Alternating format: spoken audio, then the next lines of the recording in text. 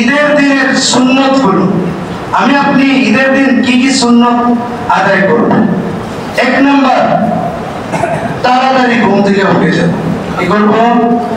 নাকি বলি যে সারা মাস তো আপনি মাশাআল্লাহ তাহাজ্জুদের সময় উঠছেন, খানা খাইছেন, আর ঈদের দিন একবার সকাল 7টার সময় উঠবেন, তাইলে তো আপনার নামাজটা ইয়েটা পড়াটা হবে না। অর্থাৎ প্রত্যেক দিনে যেহেতু মাশাআল্লাহ ঈদের এই রমজান মাস হিসেবে তারা প্রত্যেক দিনই অনেকেই দেখছি যে মাশাআল্লাহ তারা ফজর নামাজ পড়েছে, ঈদের দিনকে বাদ দিয়ে দিবেন না। প্রথম কাজ কি হবে? আগে আগে ঘুম থেকে উঠবেন, ওইটা সেরে আপনি ফজরের নামাজটা জামাতের সাথে পড়বেন। 1। 2 নাম্বার, সকালে গোসল করবেন, এটা সুন্নত। ঈদের নামাজে আসার জন্য একটা গোসল করব। 3 নাম্বার, আমরা মিসওয়াক করব। কি করব? মিসওয়াক করব। 4 নাম্বার, আমরা ঈদের নামাজের আগে খুশবু লাগাইব। অর্থাৎ নামাজে যাওয়ার আগে কি করব? খুশবু লাগাইব, আতর, গোলাপ, চন্দন এগুলো লাগাইব। এবং উত্তম কাপড় পরিধান করব।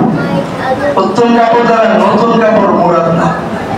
বলে হুজুর আমি তো নতুন কাপড় পরেছি না, তাইলে এটা কি নতুন কাপড়ের কথা বলতেছেন? না, পুরাতন কাপড় হইলো এটা একটু ধুইয়া বা একটু ইস্ত্রি দিয়ে রাখবেন, অথবা নতুন কাপড় কিনে থাকলে তো নতুন কাপড় পরিধান করবেন।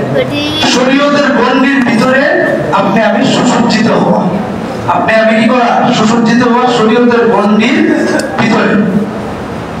চুল এত লম্বা না রাখা, অনেকে আছে না এই সিজনে চুলটা লম্বা রেখে একবারে শরীয়ত বহির্ভূত ভাবে চলে, এমন যাতে না হয়।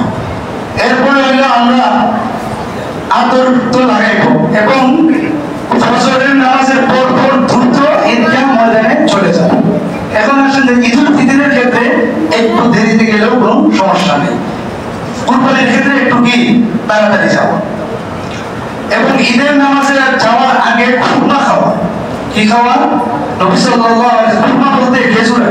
নবী সাল্লাল্লাহু আলাইহি ওয়াসাল্লাম এই খেজুরকে 3টা খাইতেন, অথবা 1টা খাইতেন, অথবা 5টা খাইতেন, বেজুর সংখ্যক খেজুর খেয়ে যাইতেন। এরপরে আছেন ঈদের নামাজটা ঈদগাহে পড়া। অনেকে আছে না মসজিদে পড়ে, যেমন টাউন বন্দরে বেশিরভাগ দেখবেন মসজিদে নামাজটা পড়ে, আসলে এদের ঈদগাহ নাই, এই কারণে মসজিদে পড়ে। তো আমি আপনি সবসময় ঈদগাহে পড়বো, এটা সুন্নাত। এবং এক রাস্তায় যাব, আরেক রাস্তায় আসবো। যদি রাস্তা 2টা থাকে তাহলে এক রাস্তায় যাবেন, ঈদগাহে আসবেন, আরেক রাস্তায় ঈদগাহ থেকে বাড়িতে যাবেন। কেন?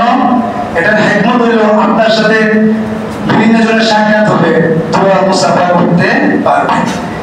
আর যদি আপনার বাড়ি যাওয়ার রাস্তা একটাই হয় তাহলে যাইবেন এক রাস্তায়, আসার সময় আরেক রাস্তা, অর্থাৎ এক পাশ দিয়ে যাবেন, আরেক পাশ দিয়ে চলে আসবেন। এরপরে আসেন পায়ে হেঁটে যাবেন, এটা সুন্নাত।